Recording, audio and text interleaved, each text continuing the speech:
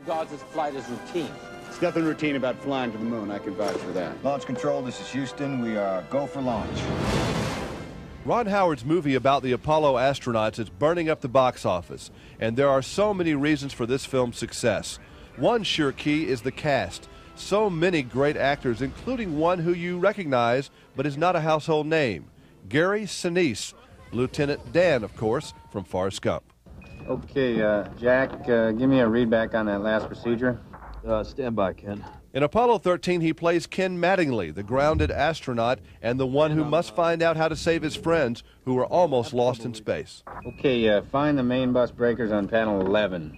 I mean, I enjoyed playing somebody who was really contained and very focused and very unemotional, you know. I mean, Ken does have his moments where he really gets a little bit agitated and a little bit emotional, but it's in a very contained manner, unlike somebody like Lieutenant Dan, who lets his feelings come out and really hammers away at him. A lot more bravado there. It was nice to go from a character like that to somebody who's much more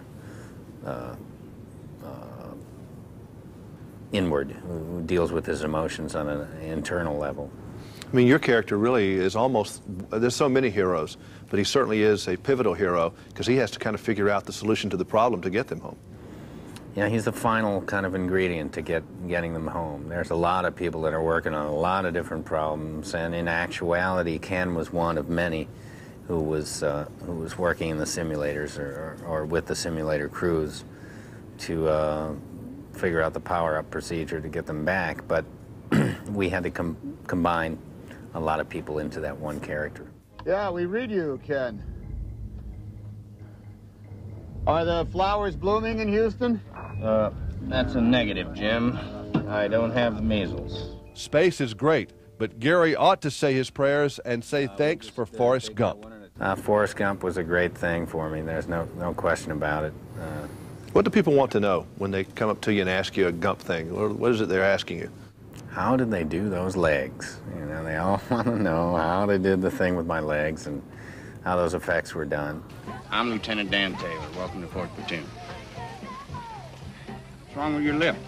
There's so much of the story that I'm not in that I could really watch the movie, you know, as a kind of an outsider in a way.